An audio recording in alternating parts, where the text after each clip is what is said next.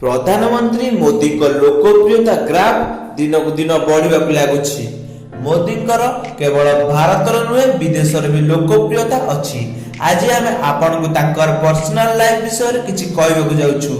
Narendra Modi PM होगा पूर्व से केते थर गुजरात सीएम रही सारी। 2014 में गुजरात सीएम पद इस्तीफा दे देशर पीएम होते। आपण समस्ते जानते कि पीएम मोदी पाखरे तांकर मां छड़ा आउ केही नांती, किंतु तांकर पत्नी भी थिले जहां से छाड़ी देछंती। तो से तांको पत्नी को कोन पय छाडिले आपण या जानिया पय वीडियोटी को शेष पर्यंत देखंतु। एवं जदि आम चैनल को एपर्यंत सब्सक्राइब करना तेज तले थोड़ा नाली बटन टी दबाई सब्सक्राइब करनियंतु एवं पाखर थोड़ा बेल आइकन टी दबाई दियंतु, जहां फल एमती इंटरेस्टिंग और नुआ वीडियो आपण खूब शीघ्र पाई परिबे। आज आमे आपण को यह पछरुथिबा कारण विषय कहबाक जाउछु।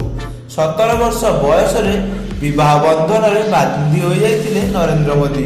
से तांको ससुर घरे तांकर बरयात्री 2 दिन रहितिला। जेतेबेले मोदी 17 वर्षर थिले तेबे तांकर विवाह हो जाइतिला। कहि देउछु से तांकर बरयात्री 2 दिन ससुर घरे रहितिला। तांकर बरयात्री गुजरात उंझा पाखर थिबा ब्रह्मवाड़ा ग्राम को जाइतिला। नरेंद्र मोदी 15 वर्षर युवती जशोदाबेन को सह विवाह करथिले।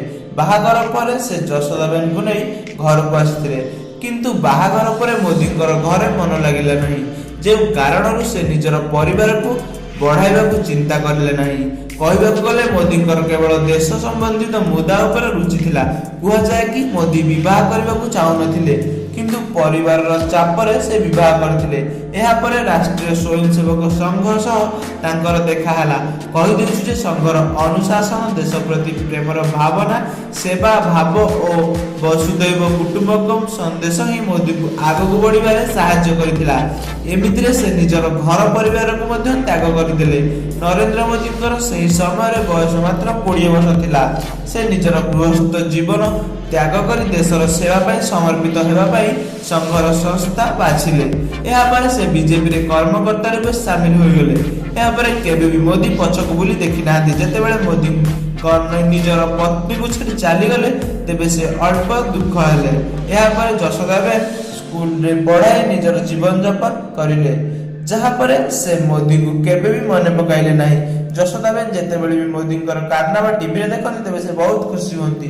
आपण को कहि देछु जे पीएम मोदी वर्तमान पर्यंत भी जशोदाबेन को तलाक दे नांती। एमिति रे केते थर पीएम मोदी को एई विषय आलोचनार सामना करबा पड़िछि। कहि देछु जे राजनीति रे आसीबार बहुत वर्ष पर पीएम मोदी स्वीकार करथिले कि जशोदाबेन ताकर पत्नी अटंती। तेबे दर्शक बंधु आशा करूछु कि वीडियोटी आपन को भल लागिथिबो एवं भल लागिथिले एहाकु लाइक गुटिए कर दियंतु एवं शेयर करी आपन को बंधु और परिवार मान को जणांतु।